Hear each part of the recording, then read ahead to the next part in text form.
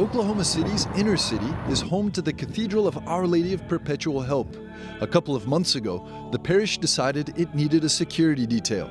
After all the violence and shooting and things like that, we just decided that it was probably time to do that. Any entrance and exiting has to come through these main doors where there is police presence. And so the police, if someone looks kind of iffy, then he just kind of watches over them. And people have said it makes them feel much safer than they did previously. Father Rick Stansberry himself feels greater peace, he says, now that a former Oklahoma City police officer is ensuring security. It's not cheap, but it's well worth it as far as I'm concerned, just to keep people safe, and it's just a way of reassuring. The cathedral parishioners feel it's justified.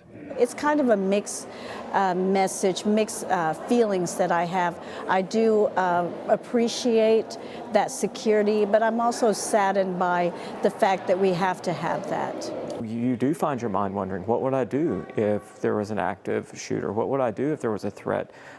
Where would I tell my family to go? What would I do personally? How would I respond? I think that speaks to where we're at as a society, that we even have to worry about that in places of worship. It's retired Oklahoma City police officer Frank Torres that's providing the protection. I patrol the grounds. When I get here about half an hour early. And I walk the campus because they have a school here also, but they're not in school during Mass, of course. But check the playground, make sure nobody's on the property that shouldn't be on the property. 30-year police force veteran Master Sergeant Torres says it's unlikely he's the only one carrying a firearm at Mass. There's no law against it unless the private property of the church says they don't want guns on the property, then they can't bring them on. But if they don't state that, they're allowed to bring them on the property. Archbishop Paul Coakley leads Catholics in Oklahoma City. He's also the head of the U.S. Bishops' Committee on Domestic Justice and Human Development.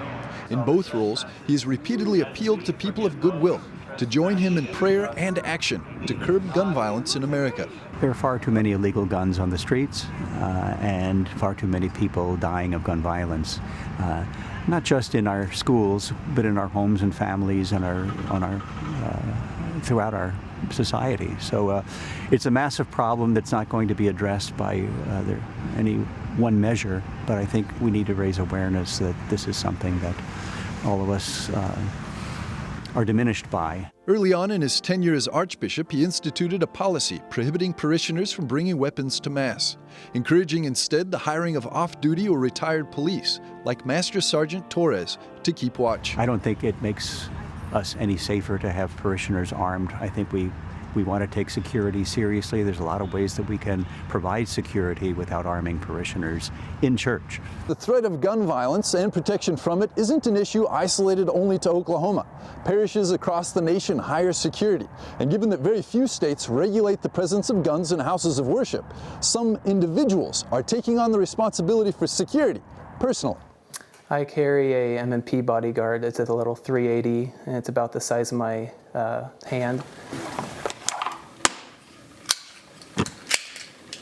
If he can help it, David Nappert Jr. of Beloit, Kansas, doesn't go anywhere without his sidearm, not even to Mass. I had already been carrying anytime we left town, but I thought it would also be prudent to just continue carrying in other places like Mass, because you never know when something could happen. It's always better to be prepared. And did you ask for permission from the parish priest? I did not, and the reason for that is because I feel like generally it's better if you're concealed carrying to just keep it anonymous. Legally, that's okay to do in the state of Kansas. And I have a concealed license, although I'm not legally required to do so. But there's only a handful of states that would legally require you to ask permission from the property owner in order to do that. If there were a policy in place in the parish concerning weapons, would you follow it? I would, but I would also highly recommend that the parish, or diocese at least, allow for a group of people who are maybe pre-approved and trained to allow them to carry, just so that there's at least something there. Because when you enact measures like that, where you're saying that certain people or that people in general shouldn't be allowed to carry, you're not going to be stopping those who just don't obey the law. And most mass public shootings happen in gun-free zones, according to the FBI's own data. There are certainly differing opinions about gun policy in the U.S., but there is a consensus on one thing. Churchgoers need to be able to worship in peace. In Oklahoma City, Oklahoma, Alan Holdren, EWTN News In Depth. Alan joins us now to share more thoughts and impressions after reporting on this story. The subject of church security and guns is a really sensitive topic. Alan, I understand even among your own family and friends, there was a pretty strong debate, strong opinions, after you gave them a preview of this story and the conversations you've been having over the last couple of months. Right, Montse, and these are conversations that have been taking place in my family for years. I remember the most animated discussions, and perhaps the ones that were a little bit offensive at times to some family members, were those about guns being carried in public or guns being used to protect people. Why do we have to do that is the question that it comes down to at the end of the day. And do we have to do that? And if you look at the numbers, there's reasonable debate to be had there. And that's the debate that plays out in my family and so many families around the country.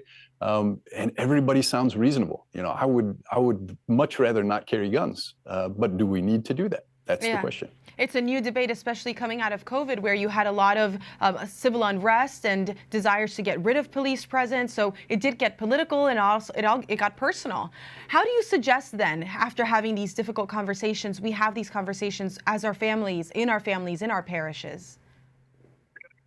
Montse, this is a conversation that we've been having as a nation, in particular in the last 5 years, is that debate has to be civil in the family, in public, and we need to talk about it. The worst thing that we could do is not talk about it. If you think about, I'm a teacher, right? I'm in the school building right now. We have security systems we've put in place in the last 5 years to block against a threat like this.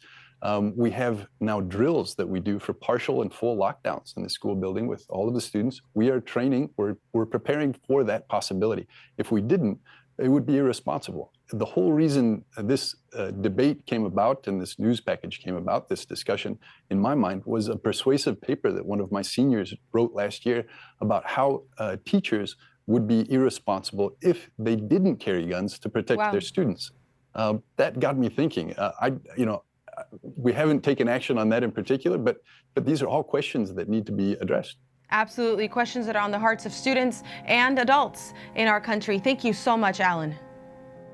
Thank you, Montse.